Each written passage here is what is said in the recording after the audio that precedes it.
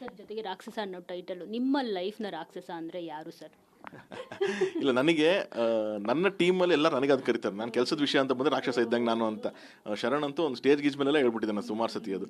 So ಹಾಗಾಗಿ ಅದು ನಾನೇನು ಕೆಲಸದ ವಿಷಯ ಅಂತ ಬಂದರೆ ನಾನೇ ರಾಕ್ಷಸ ನನ್ನ ಟೀಮಲ್ಲಿ. ಜೊತೆಗೆ ಸೌದತ್ತಿ ಎಲ್ಲಮ್ಮ, ಸೊ ಎಷ್ಟು ಎಮೋಷನ್ ಅದೇ ಅದು ತುಂಬಾ ಒಂದು ಎಮೋಷನ್. ಯಾಕಂದರೆ ನಮ್ಮ ತಂದೆಯವರು ಅವಾಗ ನಾಟಕಗಳಿಗೆ ಹೋಗ್ಬೇಕಾದ್ರೆ ನಮ್ಮದು ಅಂಬಾಸಿಡರ್ ಕಾರ್ ಇತ್ತು.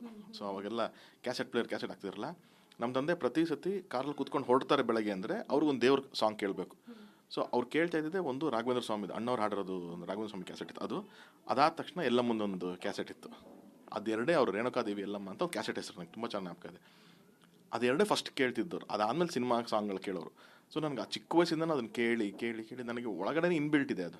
ಸೊ ಆ ತಾಯಿ ಆಶೀರ್ವಾದ ಈ ನನ್ನ ಪ್ರೊಡಕ್ಷನ್ ಮೇಲೆ, ನಮ್ಮ ಈ ವೆಬ್ ಸೀರೀಸ್ ಮೇಲೆ ಇರಲಿ ಅಂತ ಕೇಳ್ಕೊತೀನಿ ಅಷ್ಟೇ. ನಿಮ್ಮ ಡೈರೆಕ್ಷನಲ್ಲಿ ಕ್ರೈಮ್ ಥ್ರಿಲ್ಲರ್ಗಳು ಯಾವಾಗ ಬರುತ್ತೆ ಅಂತ ಗೊತ್ತಿಲ್ಲ. ಆ ಥರ ಕತೆ ಹೊಳೆದ್ರೆ ಖಂಡಿತ ನಾನು ಮಾಡ್ತೀನಿ. ಈಗ ನಮ್ಮ ಪ್ರೊಡಕ್ಷನ್ಲಿ ಏಳುಮಲೆ ಬಂದರೂ ಒಂಥರ ಥ್ರಿಲ್ಲರ್, ಕ್ರೈಮ್ ಥ್ರಿಲ್ಲರ್ ಅಲ್ಲ, ಬಟ್ ಒಂದು ಥ್ರಿಲ್ಲರ್ ಜಾನರ್ನಲ್ಲೇ ಟ್ರೈ ಮಾಡಿದ್ವಲ್ಲ. ಸೊ ಏನೋ ಆ ಥರದೊಂದು ಥಾಟ್ ಬಂತು ಅಂದರೆ ಖಂಡಿತವಾಗ್ಲೂ ಯಾವಾಗಾರು ಮಾಡ್ತೀನಿ. ನನಗೆ I am always happy to do such thing. Sir, ಸದ್ಯದ ಇಂಡಸ್ಟ್ರಿ ಪರಿಸ್ಥಿತಿ ಬಗ್ಗೆ ನೋಡೋದಾದರೆ ಈ ವೆಬ್ ಸೀರೀಸಲ್ಲಿ ಲಾಭ ಅನ್ನೋದು ಇದೆಯಾ? ಜೊತೆಗೆ ಸದ್ಯಕ್ಕೆ ಈ ನಿರ್ಮಾಪಕರು ಎಲ್ಲರೂ ಕಣ್ಣೀರು ಹಾಕ್ತಿರೋ ಪರಿಸ್ಥಿತಿ. ಈಗ ನಾನೇ ಸಾಕಷ್ಟು ಜನರನ್ನ, ನಿರ್ಮಾಪಕರು ನನ್ನ ಹತ್ರ ಅವ್ರ ಕಷ್ಟವನ್ನು ಹೇಳ್ಕೊಳ್ಳೋದು ನೋಡಿದ್ದೀನಿ. ಸಿಕ್ಕಾಪಟ್ಟೆ ಜನ ಬರ್ತಿಲ್ಲ ಸಿನಿಮಾ ಚೆನ್ನಾಗಿದ್ರು, ಅದರ್ವೈಸ್ ಬೇರೆ ಇನ್ನೇನೋ ಪ್ರಾಬ್ಲಮ್ಮು ಇಂಡಸ್ಟ್ರಿನಲ್ಲಿ, ಒಗ್ಗಟ್ಟಿಲ್ಲ, ಅದು ಇದು ಅನ್ನೋ ಮಾತುಗಳಿಗೆ ಕೇಳಿ ಬರ್ತಿರೋವಂಥದ್ದು. ಆ್ಯಸ್ ಎ ಅಫ್ಕೋರ್ಸ್ ಇವಾಗ ತರುಣ್ ಅಂತ ಅಂದರೆ ಎಲ್ಲರೂ ಇಷ್ಟಪಡ್ತಾರೆ, ಎಲ್ಲರೂ ನಂಬ್ತಾರೆ.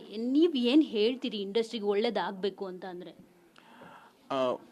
ವೆಬ್ ಸೀರೀಸ್ ಇವಾಗ ಲಾಭ ಅಂತ ಕೇಳಿದ್ದಕ್ಕೆ ಖಂಡಿತವಾಗ್ಲೂ ಇವಾಗ ಅದು ಈಗ ತಾನೇ ಅದು ಮಾರ್ಕೆಟ್ ಓಪನ್ ಆಗಿರೋದಕ್ಕೆ ಅದಕ್ಕೊಂದು ಚಿಕ್ಕ ಮಾರ್ಕೆಟ್ ಇದೆ. ಬಟ್ ZEE5 ಅದು ಜೊತೆಗೆ ಸೇರ್ಕೊಂಡಾಗಿದ್ದು ಏನಾಗ್ತಿದೆ, ಲಾಭ ಬಗ್ಗೆ ನಾನು ಹೇಳಲ್ಲ, ಬಟ್ ಲಾಸ್ ಇಲ್ಲ, ಸರಿನಾ? ಒಂದು ಪ್ರೆಸೆಂಟ್ ಮಾಡೋದಕ್ಕೆ ಅವರು ಕೈ ಜೋಡಿಸಿರೋದ್ರಿಂದ ಅದು ಓಕೆ ಇದೆ. ಆ್ಯಂಡ್ ಸಿನಿಮಾ ವಿಷಯಕ್ಕೆ ಅಂತ ಬಂದಾಗ ನಾನು ಹಾನೆಸ್ಟ್ಲಿ ಏನು ಹೇಳ್ತೀನಿ ಅಂತಂದರೆ, ನಾವು ಯಾರನ್ನೂ ಬ್ಲೇಮ್ ಮಾಡೋಕ್ಕಾಗಲ್ಲ ಇವಾಗಿರೋ ಪರಿಸ್ಥಿತಿಗೆ. ಎಸ್ಪೆಷಲಿ ನಾನು ಆಡಿಯನ್ಸ್ನ ಬ್ಲೇಮ್ ಮಾಡಲ್ಲ. ನಮಗೆ ನೀವು ಚಿಕ್ಕ ವಯಸ್ಸು ಸ್ಕೂಲಲ್ಲಿ ಒಂದು ಕತೆ ಹೇಳ್ತಾರೆ, ಜ್ಞಾಪಕ ಇದೆ ನಿಮಗೆ? ತೆನಾಲಿ ರಾಮಕೃಷ್ಣನ್ ಒಂದು ಕತೆ. ಒಂದು ಬೆಕ್ಕಿಗೆ ಬಿಸಿ ಬಿಸಿ ಹಾಲು ಕುಡಿಸ್ಬಿಟ್ಟ ತಕ್ಷಣ ಅದು ಹಾಲು ಕಂಡ್ರೆ ಎದ್ಕೊಂಡು ಹೋಗ್ತಿತ್ತಂತೆ ಅದು. ಹಾಗೆ ನಾವು ಜನಕ್ಕೆ ಅವ್ರಿಗೆ ಇಷ್ಟ ಆಗದೆ ಇರೋ ಸಿನಿಮಾಗಳನ್ನ ಕೊಟ್ಟು ಕೊಟ್ಟು ಕೊಟ್ಟು ಕೊಟ್ಟು ಕೊಟ್ಟು ಅವರು ನಂಬಿಕೆ ಕಳ್ಕೊಂಬಿಟ್ರು. ಭಯ ಅವರಿಗೆ.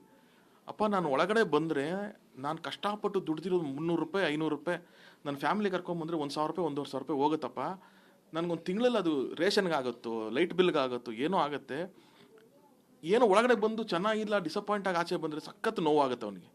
ಹಾಗಾಗಿ ಏನಾಯಿತು, ಅವ್ನಿಗೆ ಅದು ಕನ್ಸಿಸ್ಟೆಂಟಾಗಿ ಅವ್ನಿಗೆ ಇಷ್ಟ ಇಲ್ದಿರೋದು ಸಿಕ್ಕಿ ಸಿಕ್ಕಿ ಸಿಕ್ಕಿ ಅವ್ನು ಬೇಜಾರು ಮಾಡ್ಕೊಂಬಿಟ್ಟ. ಈಗ ಮತ್ತೆ ಅವನು ನಂಬಿಕೆ ನಂಬಿಕೆ ಕಳ್ಕೊಳ್ಳೋದು ತುಂಬ ಈಸಿ, ಗಳಿಸೋದು ಕಷ್ಟ. ಈಗ ಏನು ಮಾಡಬೇಕು, ನಮ್ಮ ಕೈಲಿರೋದು ಒಂದೇ, ನಾವು ಕನ್ಸಿಸ್ಟೆಂಟಾಗಿ ಒಳ್ಳೆ ಸಿನಿಮಾಗಳನ್ನ ಕೊಡೋಕ್ಕೆ ಶುರು ಮಾಡಬೇಕು. ಇದು ಒಳ್ಳೆ ಸಿನಿಮಾ, ಜನ ನೋಡ್ತಿಲ್ಲ, ಇದು ಒಳ್ಳೆ ಸಿನಿಮಾ ಅಂತ ನಾನು ನನ್ನ ಆ ಸಿನಿಮಾದವನಾಗಿ ಹೇಳೋದೆಲ್ಲ ಇಂಪಾರ್ಟೆಂಟ್. ಜನ ಹೇಳ್ತಾರೆ ಒಳ್ಳೆ ಸಿನಿಮಾ ಹೌದು ಅಲ್ವ ಅಂತ ಜನ ಹೇಳ್ತಾರೆ. ಯಾವ ಸಿನಿಮಾಗೆ ಅದೆಷ್ಟು ಬೆಲೆ ಕೊಡಬೇಕು ಅಂತ ಜನ ಡಿಸೈಡ್ ಮಾಡ್ತಾರೆ. ಸೊ ನಾವು ಕನ್ಸಿಸ್ಟೆಂಟಾಗಿ ಒಂದಷ್ಟು ಸಿನಿಮಾಗಳನ್ನ ಕೊಡ್ತಾ ಹೋಗ್ಬೇಕೀಗ. ಆವಾಗ ಮತ್ತೆ ಅವರಿಗೆ ನಂಬಿಕೆ ಬರುತ್ತೆ. ಅದಾದಮೇಲಿಂದ ಒಂದು ಆ್ಯಾವ್ರೇಜ್ ಪಿಕ್ಚರ್ ಬಂದರೂ ಧೈರ್ಯವಾಗಿ ಬಂದು ನೋಡ್ತಾರೆ. ಅವಾಗ ಅಲ್ಲಿಂದ ಮತ್ತೆ ರಿಫಾರ್ಮ್ ಆಗುತ್ತೆ. So that will take 1.5 years. ಆ ಪ್ರೋಸೆಸ್ಸಲ್ಲಿ ನಾವು ಇದ್ದೀವಿ ಎಲ್ಲರೂ ಇವಾಗ.